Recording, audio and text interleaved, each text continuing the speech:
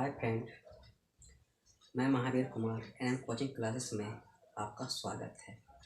आज हम पढ़ेंगे सिंधु घाटी सभ्यता। ठीक है, सिंधु घाटी सभ्यता के बारे में सबसे पहले उसके बारे में विस्तार है ना, कहाँ से कहाँ तक फैला हुआ था, है ना।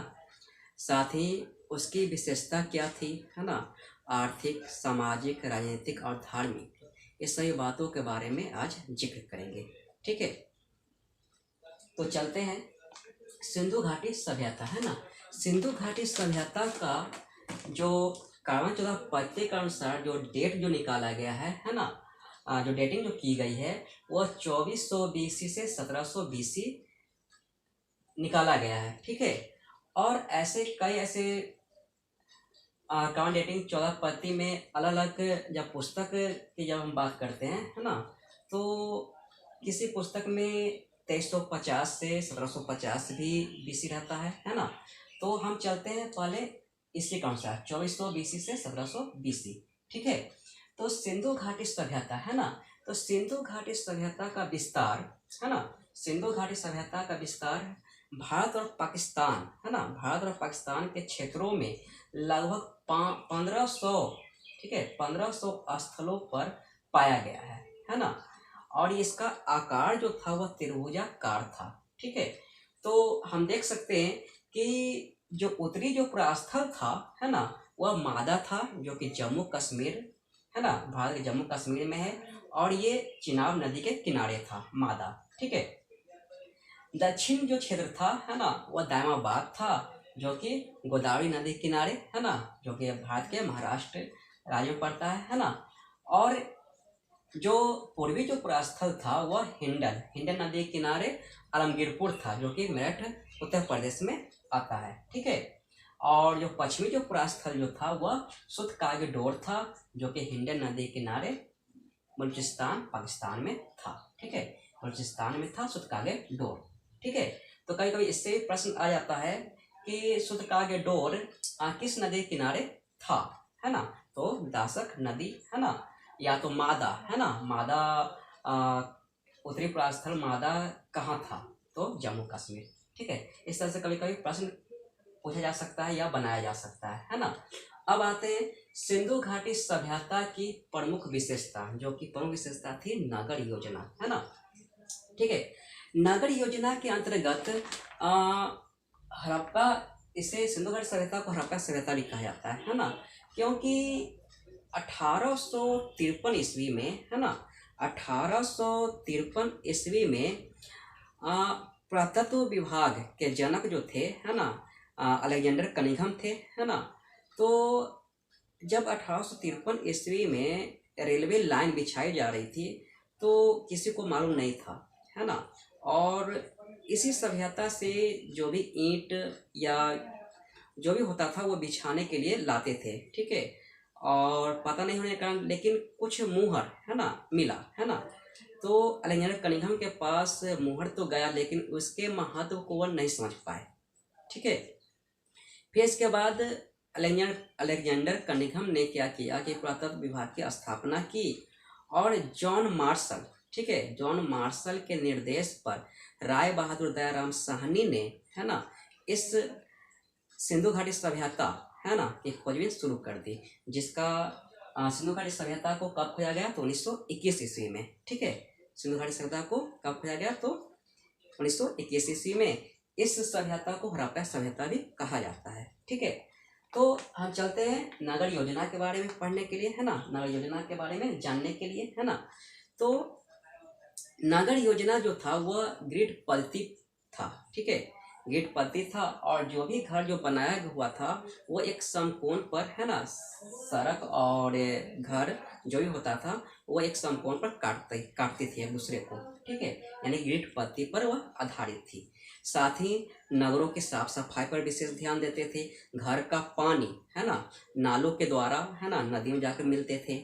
ठीक है, घर, ये मकान जो होती थी बहुमंजिला में 1 या 2 मंजिला ही होती थी। ठीक है, इस तरह से। तो नगर योजना में क्या था, तो खासकर यही विशेषता के बारे में हमें ज़्यादातर जानना था। ठीक है, कि कैसा मकान कैसा क्या था, है ना। ठीक है, अब आते हैं सिंधु घाटी सभ्यता के लोगों का जीवन। ठीक है, सिंधु घाटी सभ्यता के लोगों का जीवन के बारे में जानने के लिए आर्थिक जीवन, सामाजिक जीवन, राजनीतिक जीवन और धार्मिक जीवन के बारे में जानना जरूरी है ना, कि यह आर्थिक जीवन क्या था, है ना। तो सिंधु घाटी सभ्यता के लोगों का आर्थिक जीवन, है ना, यानी कि मुख्य पेशा जो था वह कृषि एवं पशुपालन था। ठीक है, पेशा जो था वो कृषि एवं पशुपालन था, क्योंकि खेतों के, है ना, साक्ष्य मिले हैं, है ना, जुताई के साक्ष्य मिले कालीमंगल से, है ना। तो इस प्रकार कृषि के अंतर्गत गेहूं और जौ, कपास, हालांकि कपास जो खेती की जाती थी सबसे पहले सिंधु घाटी सभ्यता में ही की गई थी। ठीक है, तो गेहूं जौ, है ना, साथ ही पशुपालन में, है ना, पशुपालन में गाय भैंस बकरी भेड़ ये सब पालते थे, है ना। खैर वो तो धार्मिक जीवन में आएंगे, है ना। घोड़ा सांड जो था वो विशेष पूजनीय था। ठीक है, लेकिन ये सब पशुपालन में करते थे। ठीक है, साथ ही सिंधु घाटी सभ्यता के लोग मिठास के लिए शहद का प्रयोग करते थे। ठीक है, शहद का प्रयोग करते थे। व्यापार के अंतर्गत आते हैं तो सिंधु घाटी सभ्यता के लोग वस्तुओं का आयात और निर्यात दोनों करते थे। ठीक है, जिसमें आयात तांबा, सोना, चांदी, टीन और बहुमूल्य पत्थर, है ना, ये करते थे। ठीक है, जबकि निर्यात जो है वह कपास, अनाज, लकड़ी से बना सामान, है ना, साथ ही हाथी के दांत, ये सब निर्यात करते थे।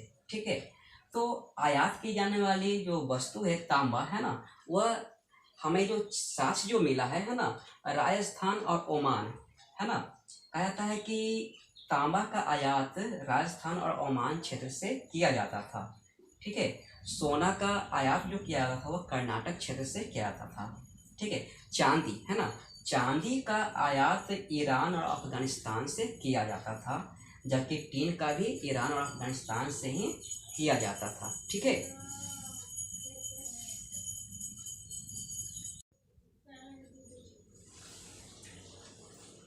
बहुमूल्य पत्थर, है ना, बहुमूल्य पत्थर का जो आयात जो किया जाता था वह गुजरात क्षेत्र से किया जाता था। ठीक है, तो ये सभी इम्पोर्टेंट ही है ना। कभी कभी प्रश्न करता है कि सिंधु घाटी सभ्यता के लोग तांबा, है ना, तांबा का आयात कहाँ से करते थे। ठीक है, तो राजस्थान और ओमान क्षेत्र से। सोना का आयात कहाँ से करते थे, तो कर्नाटक क्षेत्र से। चांदी, है ना, चांदी तथा टीन का आयात जो करते थे ईरान और अफगानिस्तान से। और बहुमूल्य पत्थर, है ना, बहुमूल्य पत्थर का जो आयात करते थे वह गुजरात क्षेत्र से। ठीक है, आर्थिक जीवन के अंतर्गत मनके बनाना, है ना, लोथल और चनहुदरों से मनके बनाने के कारखाने का साक्ष्य प्राप्त हुआ है ना। क्योंकि हमारा सिंधु घाटी सभ्यता का जो इतिहास जो लिखा गया है ना, वह साक्ष्यों के आधार पर लिखा गया है। ठीक है, क्योंकि इस सभ्यता से कोई लिखित विवरण तो प्राप्त हुआ नहीं है, क्योंकि इस सभ्यता की जो लिपि जो थी वो भाव चित्रात्मक थी। ठीक है, भाव चित्रात्मक थी, और यही कारण है कि उस लिपि को अभी तक पढ़ा नहीं जा सका है। ठीक है, और सिंधु घाटी सभ्यता को प्राक ऐतिहासिक या आदि ऐतिहासिक, है ना, या कांस्य युगीन भी कहा जाता है। ठीक है, क्योंकि कांस्य युगीन इसलिए कहा जाता है क्योंकि ये सभी जो है ना, आयात करने वाला ये सभी वस्तु ये लोग जानने लगे थे। ठीक है ना। ठीक है, ठीक है, मन के बनाने कारखाना लोथल और चनहुदरों से प्राप्त हुए हैं। तौल की इकाई, है ना, जो भी व्यापार व्यवसाय जो करते थे, है ना, तो तौल की इकाई 16 के अनुपात में थी। ठीक है, 16 के अनुपात में थी। ठीक है, अब आते हैं सामाजिक जीवन के बारे में, है ना। तो सामाजिक जीवन, अब सिंधु घाटी सभ्यता का जो सामाजिक जीवन था, है ना, वह मातृसत्तात्मक थी। ठीक है, क्या थी, मातृसत्तात्मक थी। क्योंकि देवी पूजा का, है ना, देवी पूजा का यहाँ पे साक्ष्य प्राप्त हुआ है, क्योंकि धरती को उर्वरता की देवी मानकर लोग पूजा करते थे। ठीक है ना। इस प्रकार हमारे सकारात्मक है ना, क्योंकि देवी पूजा का प्रचलन था। हालांकि इस सभ्यता से मूर्ति तो मिली है, लेकिन कोई मंदिर मिलने का साक्ष्य प्राप्त नहीं हुआ है। ठीक है, यानी कि ये लोग मंदिरों में पूजा न करके कहीं गुफा में ही मूर्ति बना हुआ है ना, बनाकर ये पूजा करते थे। ठीक है, इस तरह से हम कह सकते हैं, क्योंकि मंदिर का प्रमाण तो मिला ही नहीं, है ना। सामुदायिक या सामाजिक कार्यक्रम के लिए 2 स्टेडियम के साक्ष्य प्राप्त हुए हैं, जो कि गुजरात के कोरन गांव से प्राप्त हुए हैं, है ना। ठीक है, ये लोग क्या करते थे कि कोई भी सामाजिक या सामुदायिक है ना कार्यक्रम हुआ करता था, तो ये लोग इकट्ठे होकर है ना, इकट्ठे होने के लिए 2 स्टेडियम जो गुजरात के कोरन में मिला है, शायद यहीं पे ये लोग बैठक भी करते थे। ठीक है, मनोरंजन के लिए पासा है ना, क्योंकि लोथल से पासा बोर्ड की प्राप्ति हुई है। ठीक है, लोथल से पासा बोर्ड की प्राप्ति हुई है। इस तरह से कह सकते हैं कि ये लोग मनोरंजन के लिए पासा का भी उपयोग करते थे, यानी पासा बोर्ड पर पासा खेलते थे। ठीक है, मछली पकड़ना, पशु पक्षी को आपस में लड़ाना है ना, ये सही मनोरंजन के साधन हुआ करते थे। ठीक है, यातायात के लिए 2 एवं 4 पहियों वाली बैलगाड़ी या भैंसा गाड़ी है ना, ये लोग एक स्थान से दूसरे स्थान है ना जाने के लिए या आने के लिए है ना 2 पहिए वाली या 4 पहियों वाली बैलगाड़ी या भैंसा गाड़ी का उपयोग करते थे। ठीक है ना।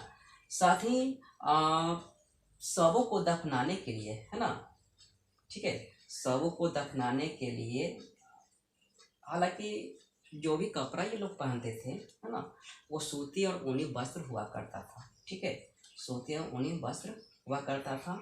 और हाँ, आते हैं इस पॉइंट पे कि शवों को दफनाने के लिए ये लोग जलाते और दफनाते दोनों कार्य करते थे। ठीक है, क्योंकि हड़प्पा सभ्यता से जो साक्ष्य जो प्राप्त हुआ है ना, दफनाने का कार्य करते थे शवों का।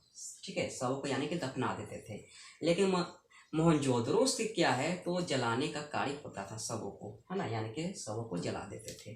ठीक है, अब आते हैं राजनीतिक जीवन पर। ठीक है, राजनीतिक जीवन में क्या था, तो शासन जो पति था है ना, वह शासन जो करते थे वह किनके हाथों में, तो बनिक बल के हाथों में हुआ करता था, है ना, बनिक बल के हाथों में हुआ करता था। ठीक है, धार्मिक जीवन क्या था, तो अभी जस्ट बताए हैं है ना कि माते सतात्मक थी, यानी कि माते देवी की पूजा लोग करते थे। ठीक है, तो माते देवी की पूजा सर्वाधिक प्रचलित थी, है ना। धरती को उर्वरता की देवी मानकर पूजा करते थे। पशु पूजा में है ना, पशु पूजा में एक सिंग वाला गेंडा तथा कोबरा वाला सांड विशेष पूजनीय हुआ करता था। ठीक है, कोबरा सांड जो होता था वो विशेष पूजनीय होता था। पशुपति के शिव की मूर्ति भी प्राप्त हुआ है मोहनजोदड़ो से।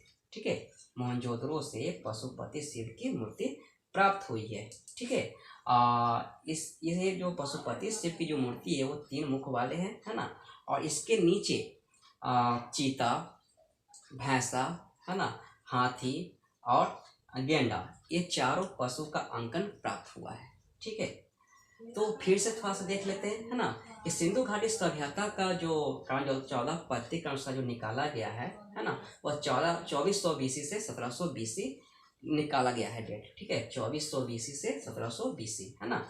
इसका विस्तार है ना, इसका विस्तार उत्तर में मादा, दक्षिण में दायमाबाद, पूरब में आलमगीरपुर और पश्चिम में सुतकागे डोर तक एक त्रिभुज के आकार के रूप में है ना 12,600 वर्ग किलोमीटर में फैला हुआ था।